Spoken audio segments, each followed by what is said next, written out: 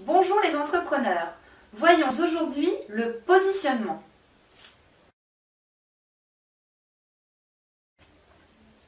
Le positionnement, c'est ce que représente votre produit, votre service ou encore votre entreprise dans la tête de vos clients ou prospects par rapport à l'idée qu'ils se font du produit, service ou encore de l'enseigne de vos concurrents. L'intérêt est de mettre en avant au moins un critère distinctif d'achat de votre produit ou service, de manière à ce qu'il réponde à la fois à la demande de vos clients ou prospects et qu'il soit distinctif de celui de vos concurrents.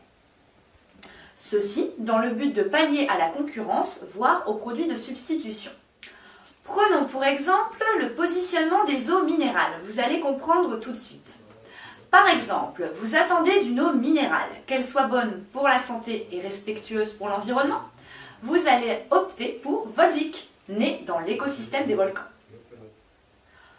Vous souhaitez une eau bonne pour la santé et pour le transit, vous allez opter Épar, un esprit libre dans un corps libre.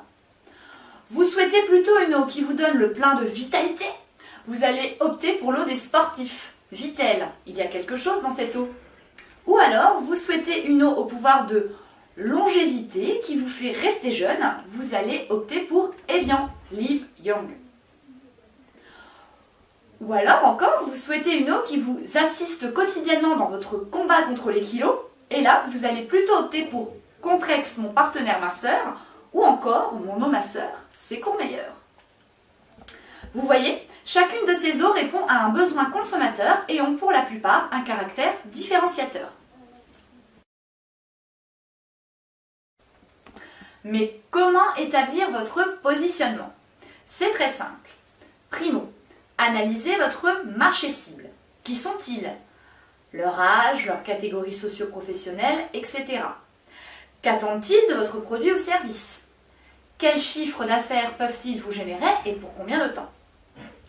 Deuxio, établissez une liste des attributs de votre produit ou service, sa facilité d'emploi, son innovation, son ergonomie, etc. et comparez-les à ceux des produits ou services concurrents. Évaluez ensuite sur chacun des attributs qui est le meilleur, vos concurrents ou vous.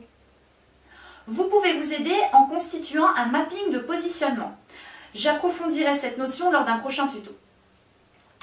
Tertio, vérifiez maintenant que les attributs de votre produit ou service, que vous considérez comme meilleurs, soient bien en adéquation avec les attentes prioritaires de votre cible.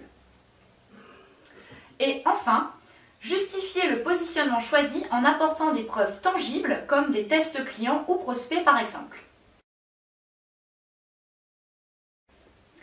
Avant de vous lancer, sachez qu'en marketing, le positionnement est la dernière étape quant à une stratégie marketing produit, service ou encore enseigne.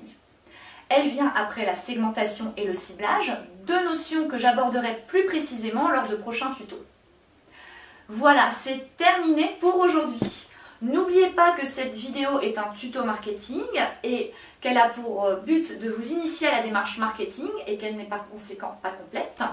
N'hésitez pas à poster vos questions et commentaires sous la vidéo ou, dans le cas d'une prestation marketing, à me joindre directement.